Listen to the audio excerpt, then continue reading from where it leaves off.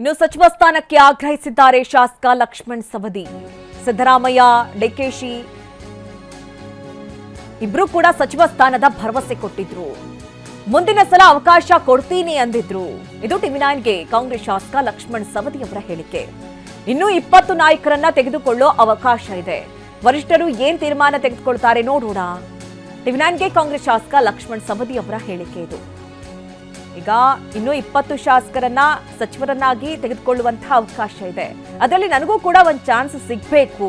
ಯಾಕಂದ್ರೆ ಹಿಂದೆ ಸಿದ್ದರಾಮಯ್ಯ ಅವರು, ಡಿಕೆ ಶಿವಕುಮಾರ್ ಅವರು ಇಬ್ರು ಕೂಡ ಭರವಸೆ ಕೊಟ್ಟಿದ್ರು ಅಂತ ಲಕ್ಷ್ಮಣ್ ಸವದಿ ಹೇಳಿದ್ದಾರೆ. ಒಂದು 13 ಜನ ಸಚಿವರನ್ನು ತಗೊಂಡಿದ್ದಾರೆ. ಇನ್ನು 20 ಜನ ತಗೊಳ್ತಕ್ಕಂಥದ್ದು ಅವಕಾಶ ಇದೆ.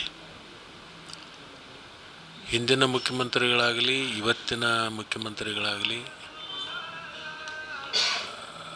ಒಂದು ಭರವಸೆಯನ್ನು ಕೊಟ್ಟಿದ್ದಾರೆ. ಮುಂದಿನ ಸಚಿವ ಸಂಪುಟದಲ್ಲಿ ತಗೊಳ್ತೀವಿ ಅಂತಕ್ಕಂಥ ಮಾತನ್ನು ಹೇಳಿದ್ದಾರೆ. ಮೇಲ್ಗಡೆ ಇರ್ತಕ್ಕಂಥ ವರಿಷ್ಠರು ಕೂಡ ಹೇಳಿದ್ದಾರೆ. ನೋಡೋಣ ಕಾಲ.